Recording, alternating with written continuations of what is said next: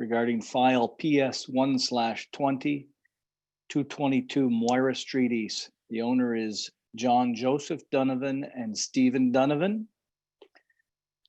This relates to a well, and the section is regarding maintenance of accessory and unoccupied buildings and yards. So there's an excavation or a hole in the yard where there's an unprotected well. Is Mr. Donovan here to speak to this regard?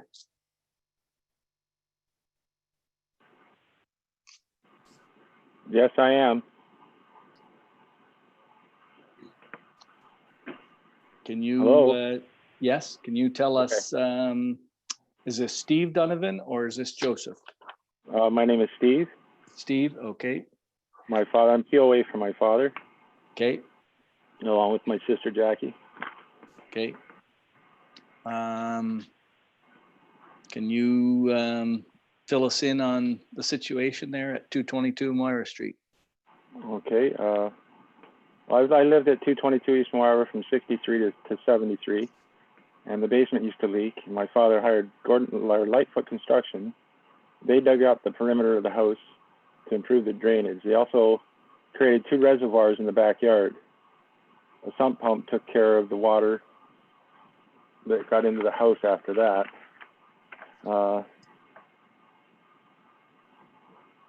My father also paid the city to put in a drain pipe from the house to the city drain, eliminating the need for a pump.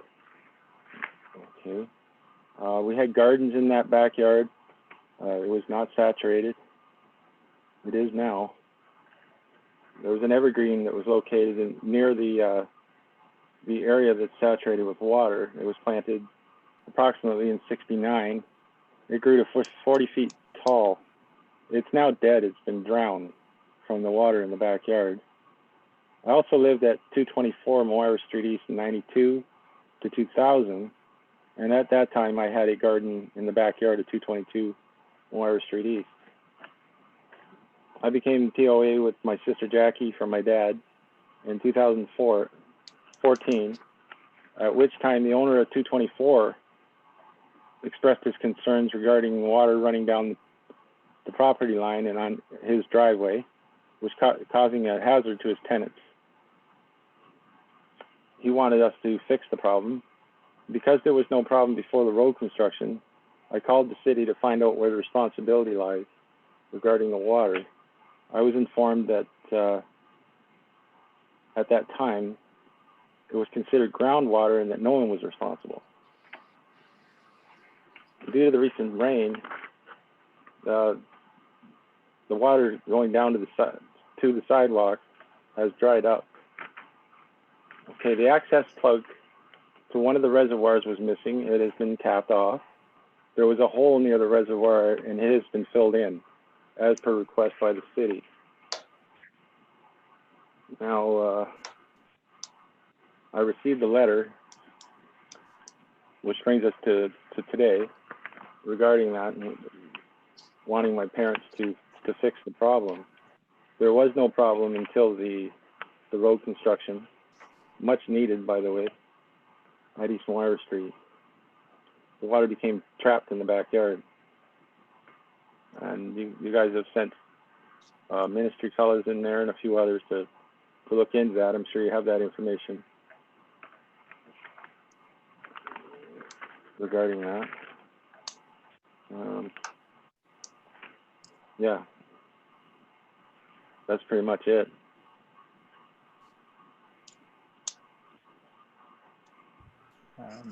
Is the property standards officer present and have any comments before we open it up to the committee?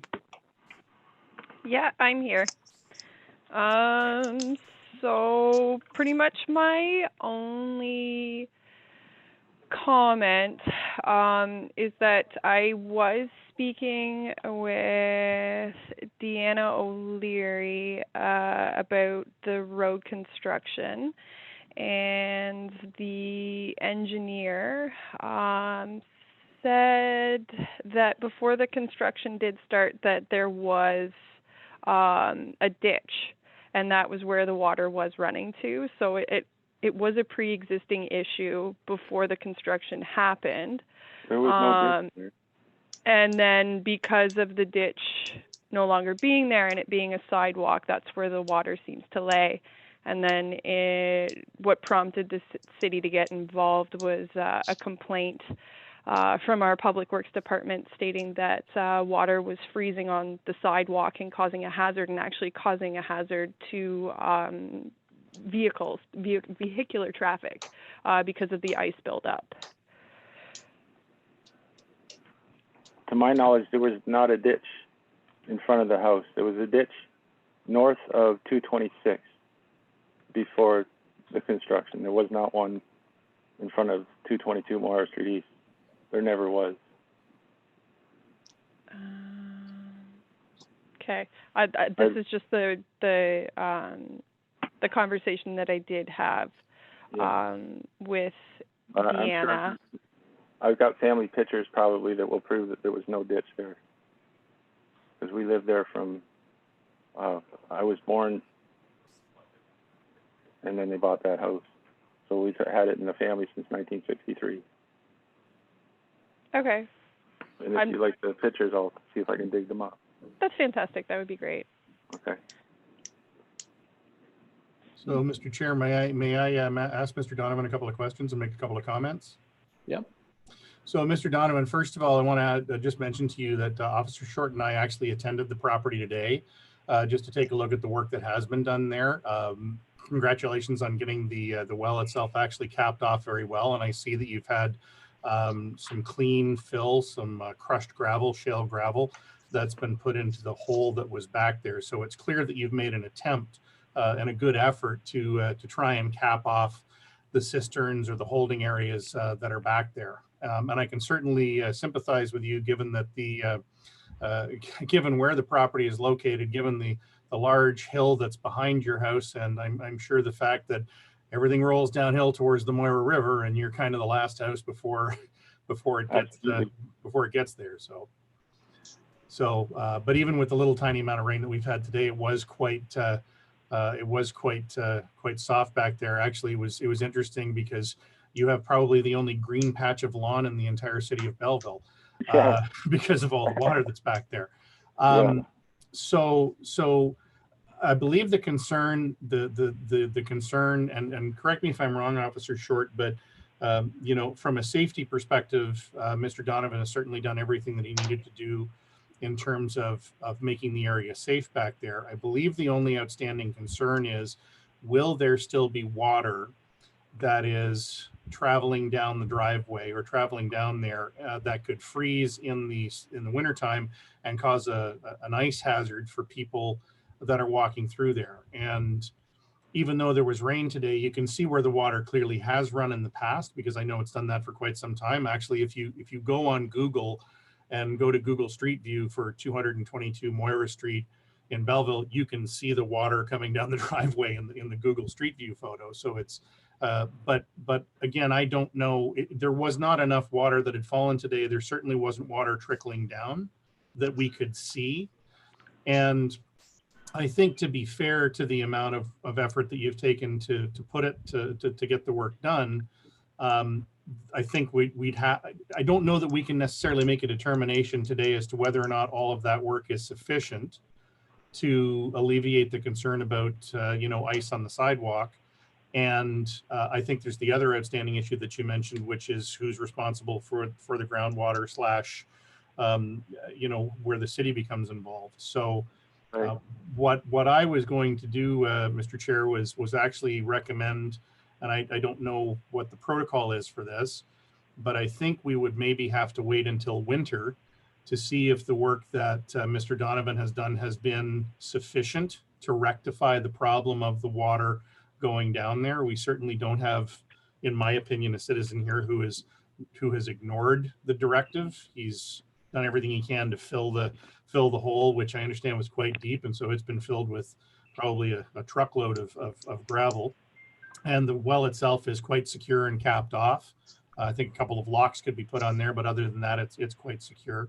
So I'm wondering what you would think, Mr. Chair, and whether the the bylaw officer would be okay if we perhaps deferred making a final decision on this, if that can be done. I don't know what can be done at this point, because I'm not sure that we know whether or not the underlying condition of the water running to the sidewalk has been fixed or not.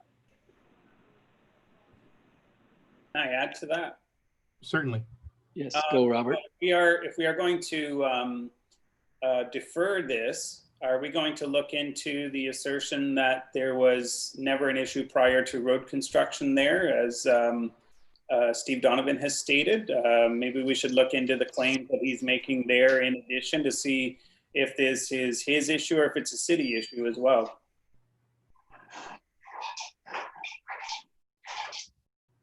And I would support that to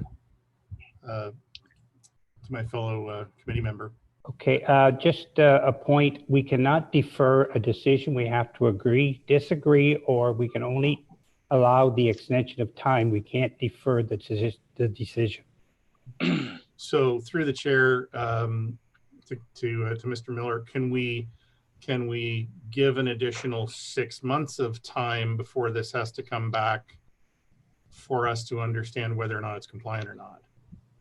Well, maybe Gregg can answer that, but my understanding is that we agree with the order or disagree with the order. The only thing we can do is change the amount of time to correct the problem.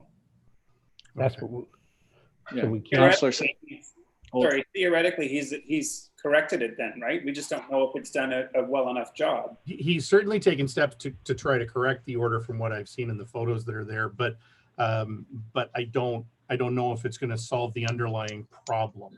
So Councillor Sanderson has a question or a comment. Yeah, thank you through the chair. So it's my understanding the city's already made a decision in terms of where the accountability lies. So I'm not sure why we would think that hasn't occurred. So that would be question one. So I'd like to hear somebody from city staff talk to that. And then I'm not sure why we would contemplate delaying a decision. If the work has been done, and surely we can go out and inspect the work and make a determination if the work meets the intent of the order. And if that's the case, then the order closes out. If it doesn't meet the order, then other actions would have to occur. But I'd certainly like some clarity on that. Thank you. Gregg, So are from you what in a I- position to speak to that? Oh, sorry. Well, I was just going to say, like, as Glenn had stated, I can't make a determination on whether or not it has been complied with because it looks like the ground is extremely saturated and it's still something is running. The only thing is that I cannot see that it's making its way to city property the way it has been in the wintertime. The runoff is quite extreme in the winter. Yeah, so I understand that, Samantha. I'm just, so if you're not the one that can make the determination, who in city staff can? It would be me. As the property standards officer, I would be the one to make that determination unless I got a professional opinion from somebody that would be more educated in that. It would be solely my decision. But Samantha, so it wouldn't just be a staff. Sorry. You spoke with Deanna O'Leary, though, the engineer, city engineer. It did sound like between her comments and Mr. Donovan's, it was a bit of a he said, she said, though, in respect to the ditch being there prior to construction or not. Mm-hmm. So the engineer that was one that was active with the reconstruction of the road I can forward everyone the email or a copy of it.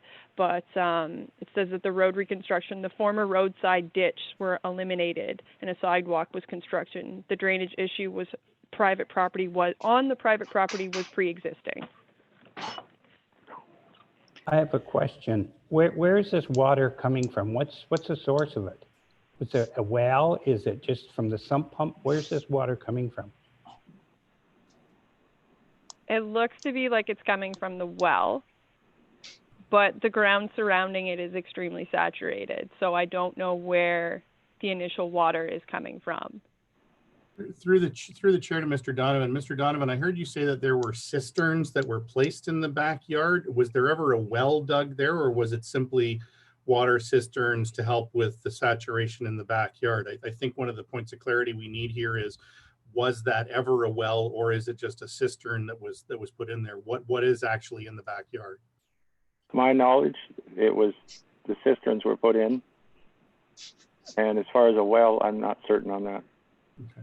The hole that was there, I don't know how that was created, but we did fill it, and it took almost a half of a yard of gravel to fill that hole. Did that improve the water situation? It stopped, but then we've had the drought, and I'm sure that had a lot to do with it as well. So it may occur if we had a lot of rain. This problem may surface again. It could. Question for Mr. Donovan, was there new storm sewer installed when the road was reconstructed? That I don't know. There should have been. My father had paid for the drainage to go from the house to the city drain. Now, I wasn't the power of attorney when that happened or when the construction was done, so I didn't look into that. So whether they hooked that back up or not, I don't know. So there was a pipe put in from the backyard out to the sewer to drain this water originally? Am I understanding that right? No. It was first, the reservoirs were put in to hold the water, I would imagine. Yeah. I was just a boy when this happened. Mm-hmm. There was a sump pump inside the home, and it contained all the water and pumped it out. After that work was done, there was no issue. I remember swimming in that basement when I was a boy, but it was cleaned up. And then, like I said, Dad eliminated the pump by having the city drain it from the front of the house. I don't know what was done. I imagine that would be in the city record somewhere. My father's in nursing home now, and he can't speak to this. His dementia is to the point where he wouldn't be able to. Or he'd be speaking to you right now. So what I'm hearing is that there still is a problem with water that... Not in the home. Not in the house, but in the backyard that is running down the driveway and whatever and causing the problem. That water was not there until the city repaired the road. But it is there now. There is an existing water that is running down the road, correct? Yeah. So that's the problem that has to be fixed. Right. So the question is, how is that problem going to be fixed? That is a good question. Where did the water go before the road was done? I'm sure it didn't just show up when the road was done. There was also a sinkhole at the school down the road. I don't know if you're aware of that. When the city did Donald Street, they brought the drain, I imagine, down to East Moira Street, and there was a huge sinkhole there. I don't know if that was created or how it was created. I can guess that it was done when they put the dam in and raised the water level north of the hydro dam. I would imagine that's what created that sinkhole. But I know there was a spring right beside the schoolyard, it's Wales School, that is probably still there. There's still a wooded area in behind homes right north of the school. That spring's probably still in there. Okay, but the problem still remains. There is water in the backyard of the property that you own. Correct. That is running down onto the sidewalk and whatever and causing a problem. That's the problem that has to be fixed. Right. And to me, what we should be doing is that to uphold the order and give you sufficient time to fix the problem so that it doesn't happen again in the spring or in 5 years from now. Right. There is a problem, and that's what we have to deal with. So Well, I was told that it was that that it was groundwater yeah, by the state, yeah, and now that they've had a complaint, now that's an issue. I don't know why it wasn't an issue when I first called.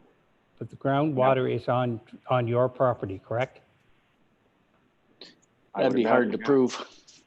Well, it would be, yeah, but yeah, it's there. There's water there. And we're responsible for the groundwater, is that what I'm hearing? Well, where's the groundwater coming from is what I'm trying to determine here. Is it from this well? Is it from the sump pump being pumped in the backyard, or is it coming from an artesian well somewhere or whatever? Yeah. Robert's got a comment, sorry. There is no sump pump.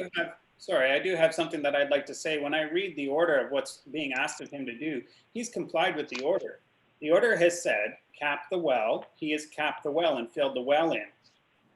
If there still persists to be a water issue, that is not really what the order states. The order does talk about the water coming from the well causing a water issue for traffic, but the only thing the order asks him to do is to cap the well, and he's filled it in. So I don't know why we're continuing to ask him to find out and deal with the water issue when he's complied with. If, as far as I'm concerned, if there persists another order, then we should send out the send Samantha out or something, and if there's another violation, then file another order for him to do something else. But he's complied with this order.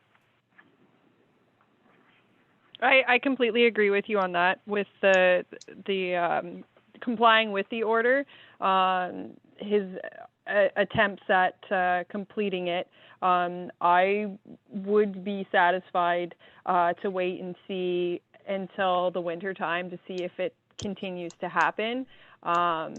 If it's okay with the chair that we close this off, and if I have to reissue an order for any water that's going back out onto the sidewalk, I'm okay with that.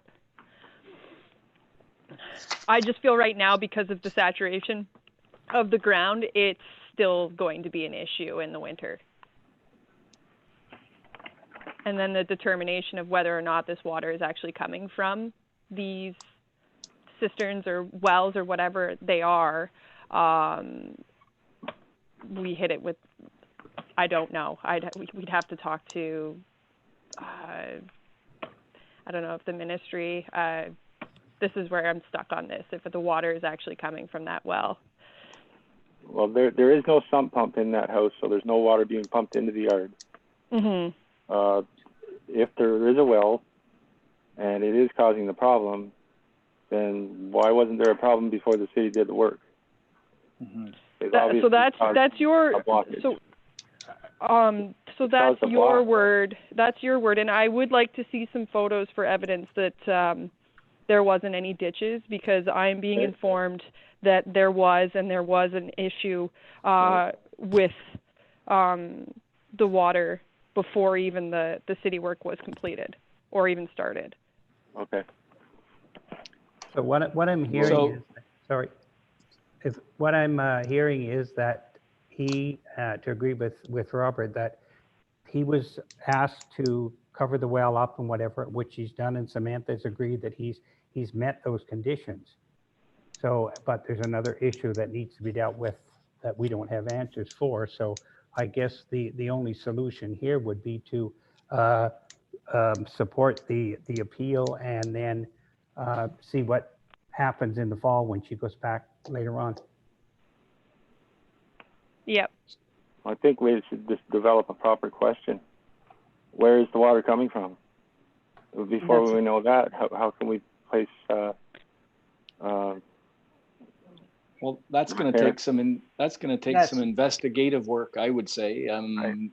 There's going to have to be some excavation that would be on done. The property owner's responsibility also. Well, we don't have an issue with it. But if there are cisterns buried in your backyard, as you've indicated, or reservoirs, then that should be determined. Because they could be collecting water like Glenn indicated from the grade from the surrounding properties, and then that's overflowing when we get heavy rains, groundwater rises, Right? water finds the least path of resistance. Absolutely. Well, down I will. yeah.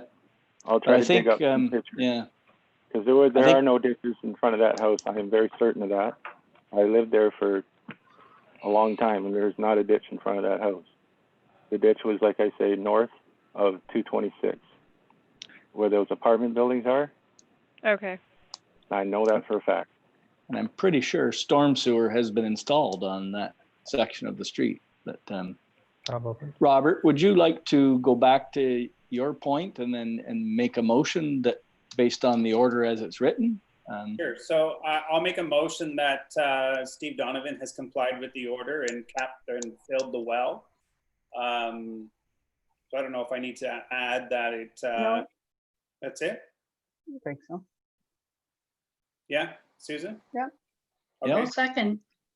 Seconder, Susan Smith, Yep. all in favor? That's carried. Okay.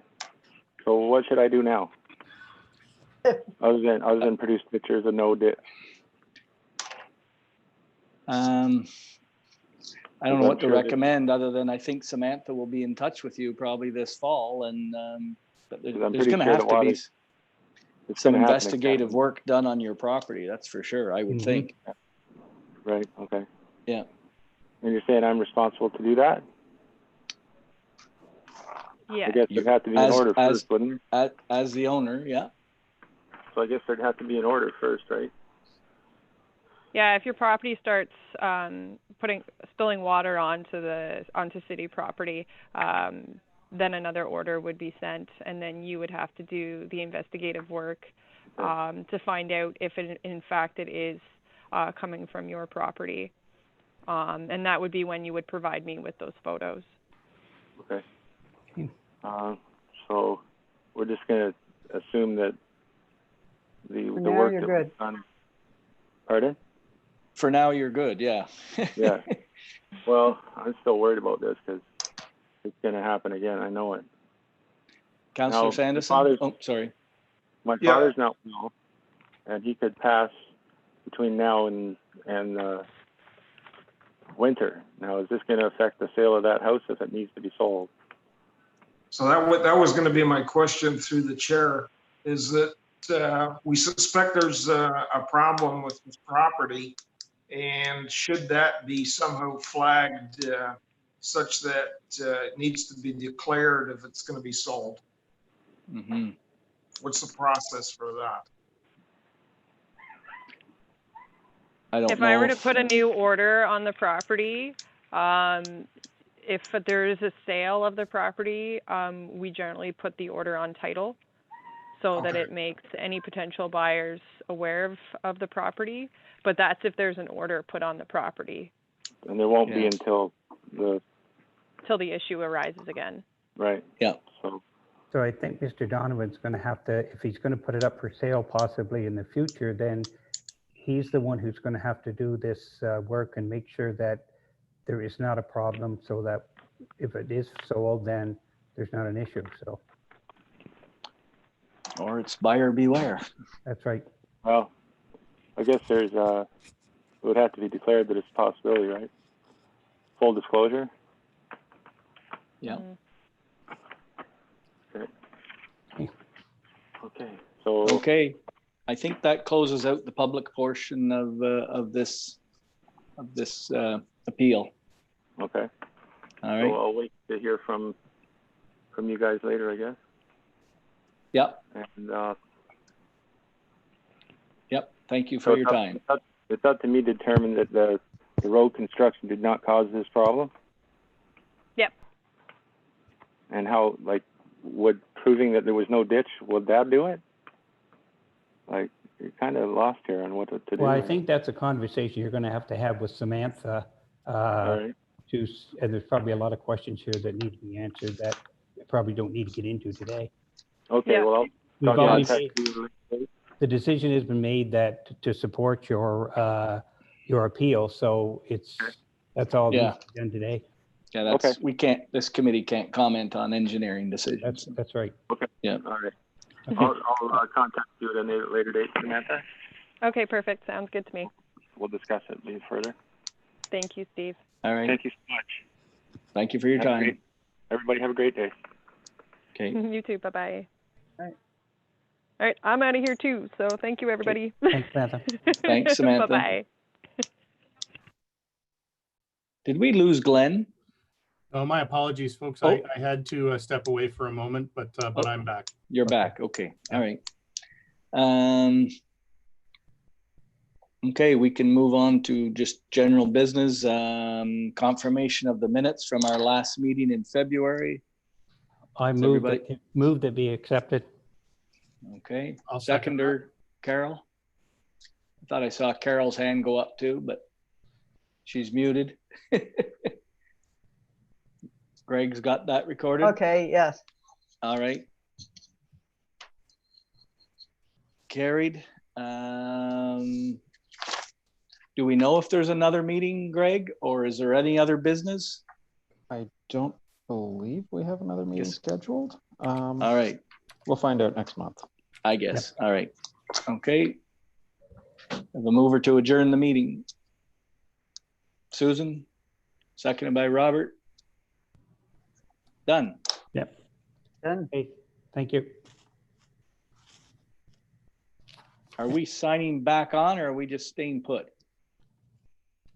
Well, We can just 3:30. stay here and we can just Yep. carry on and move into the next part. Hey. Yeah, just for the everyone's knowledge, we have Nick Schaefer, Desmond OBrien, and Keith Watson. They're all attendees presently, so they can hear the meeting and are available should the board need to call on them for their portion of the meeting. Okay, we good to go yet, or? Okay. All righty. So that meeting's over. So we'll start with the Committee of Adjustment meeting, and we'll call it that meeting to order. Any peculiar interest by anybody today on any of the items? Nope. I'll take that as no. Our first application today is A820 for a minor variance at 135 Sills Road, and the owner is Desmond OBrien. And what we have here is a house and on a lot, and they want to build a garage to the right-hand side of the house towards the bush there, I guess, that is closer to the road than otherwise allowed. So if you've looked at it, it's a huge lot. There's trees on both sides. So to me, it shouldn't be an issue. Does anyone have any questions?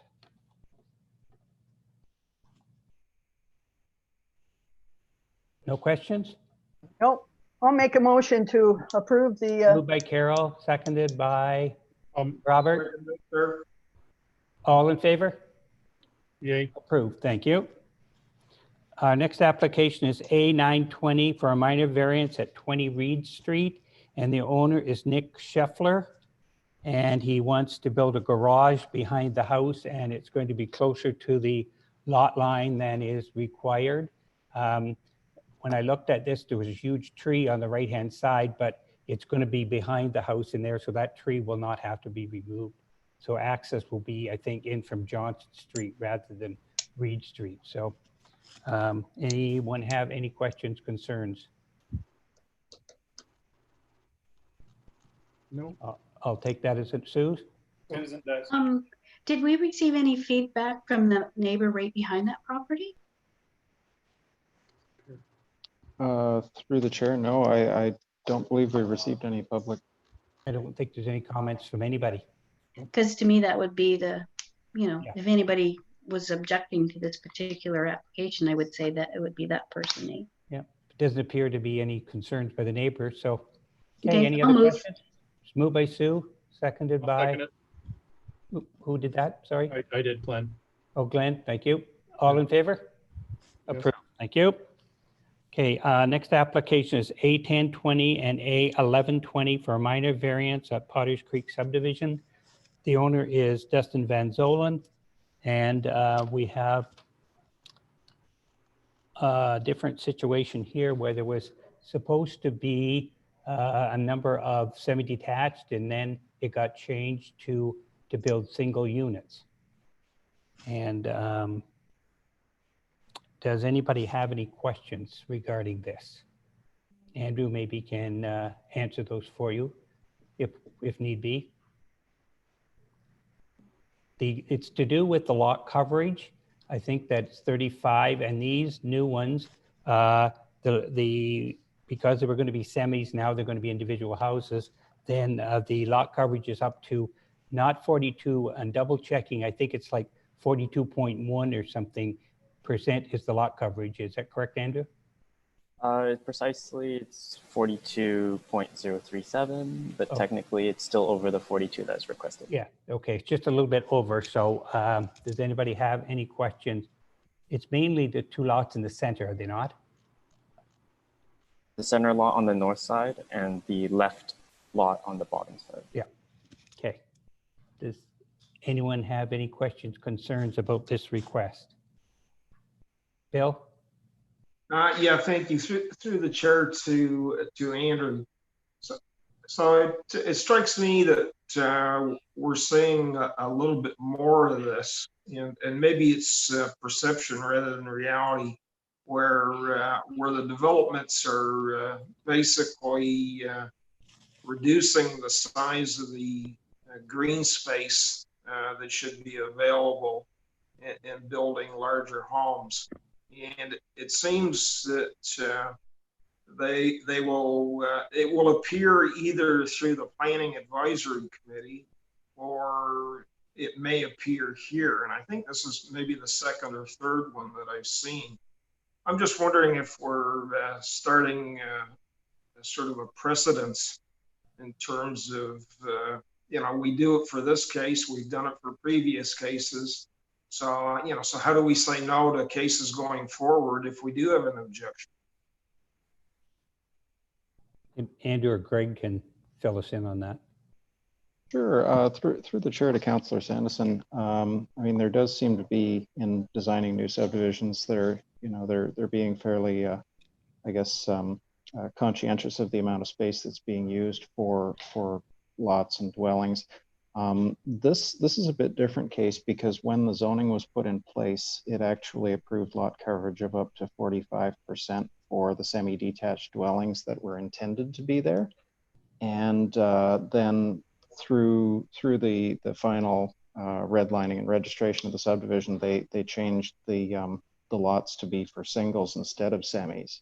And the singles, because initially they were anticipating semis, so the singles were never given special zoning to recognize an increased coverage the way the lots were envisioned to be developed. So in this case, they're looking at essentially bringing the lot coverage up to be closer to what was initially approved for a different type of building. Oh, okay. Thank you, Greg. So just so I understood that correctly, with the semis, the lot coverage was going to be 45% of the lot. And now with the single unit, we're only looking at just a shade over 42. So really we've down that a bit. So, okay, even though it's more than the 35, but it's still. Okay. That is correct. Any other questions, concerns? If I can add, Sure. There are a few R452 semis that are in that subdivision. So it's kind of just covering those spots where they were revised, but there are, and that's why this application is needed to cover the deficiency. Okay. Any other questions? Sue? I was just going to make a comment. I mean, in saleability too, right?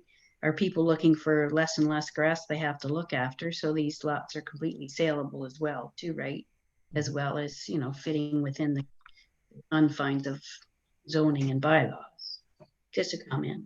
Okay. Any other questions, concerns? Motion. Carol moved, seconded by Sue. All in favor? Thank you. Carried. Okay. Our next application is B2120, an application for a severance at 1187 Bethel Road. and the owners are David Latchford and Sally Ann Stone. And what we have here is basically adding some property from the field, I guess it is, in behind, and adding it to the piece on the corner. And I think there's a zoning change required in there. Is Mr. Watson with us? Mr. Watson, you there? Okay. Coming. Mis- He's on mute. No, not now. Mr. Watson, are you there? I am. Okay, There there he you are. is. Okay. Do you have any additional questions, comments regarding this Bethel Road? I don't think so, as long as the committee understands what's happened there. There was a little triangular piece south of the road that Mr. O'Brien was buying what he thought was a triangular piece, and that was sold. But in fact, the piece that he wanted to buy was north of the road where that gravel pit is. And it was a triangular shaped licensed pit. So when they all figured out what everyone was buying, Stuart wanted to buy a little bit bigger piece. So he squared off that field, and now he's going to acquire the gravel pit with that squared off. And he also has to close and purchase the road that runs through the property, and then that initial triangular piece south of the road. So it's all going to become one piece of property. That road that runs diagonally through there isn't used anymore. It's just an old road allowance that was never closed by the city. So they're going to have to do a road allowance closure on that. That's right. I think that's in the works. The lawyers are telling us it's in the works. And is there zoning needs to be changed as well? Yeah, I think so. That's to be recognized. Half of it's a licensed gravel pit, and the other half is rural, and they're going to rezone it to something that will recognize what Stuart's going to use that for. I don't think he's going to extract gravel, but he's going to maybe park vehicles on it. Yeah, so there's no new development or anything on it. No, it'll look the same as it is now. It's just Okay, good. Any other questions for Mr. Watson? If none, then a motion. I'll make a motion that we approve it. Glenn, and seconded by Robert. All in favor? Carried. Thank you. Thank you. Thank you, Mr. Watson. Okay, moving on to general business, a confirmation of the minutes of June the 18th. Do we have anyone who read them and approved them? I'll Chris? approve them. Moved by Chris, seconded by Carol. All in favor? Thank you. Correspondence. Greg, is there any additional correspondence? Well, none. No other business. Anybody have any other business? Question. Robert? Do we know what's happening now that we're moving into phase 3? Are we going to continue with Zoom, or are we intending our next meeting to be face-to-face in the chambers? With Well, masks. Yeah, with my, well, I don't know. However, I'm just asking what the next step is now that phase 3 is opening up. I know that the council meetings, they do have real meetings, for lack of a better word. But I know they were social distancing all around these council chambers. So I don't have an answer to that, but maybe Greg can fill us in if he knows.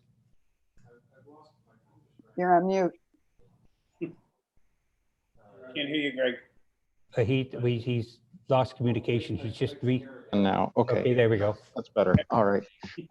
So yes, we're going to have to figure out in the next week or so, I guess, how we'll proceed next meeting. I'm not sure if we'll be back face to face or not, but we will have to advise in the notices when they go out in a couple of weeks for the August meeting how people will be able to participate. So we'll have to figure that out, and we'll certainly let people know what I guess what the direction is from the city's perspective. But certainly, if anyone has any particular comments or concerns on that they want to get in touch with me about, in the meantime, that's also fine. Okay. Our next meeting is August the 20th. Is anybody going to be absent August 20th? Don't think so. Chris, will you be here? I might be away, just don't Okay. know yet. Okay. I might be too. So one of it, if it's not a problem, I can come in for the meeting if it's not, that's not a problem. So we'll sort that out before that. Yeah. Okay. Any other questions, concerns, comments? No. If not, we'll adjourn. Great seeing everybody again. Sue, Yeah. Motion to adjourn? Sue? Oh, yeah. Yeah. Just Karen? waving goodbye. Oh, you're, did you move adjournment? Sure. Okay, Sue did. All in favor of the adjournment? There, we're good. Okay, Goodbye. thanks, everybody. Have a good rest of the summer, and we'll see you next month. Yep. Okay, See bye, you later. guys. Okay. Bye-bye.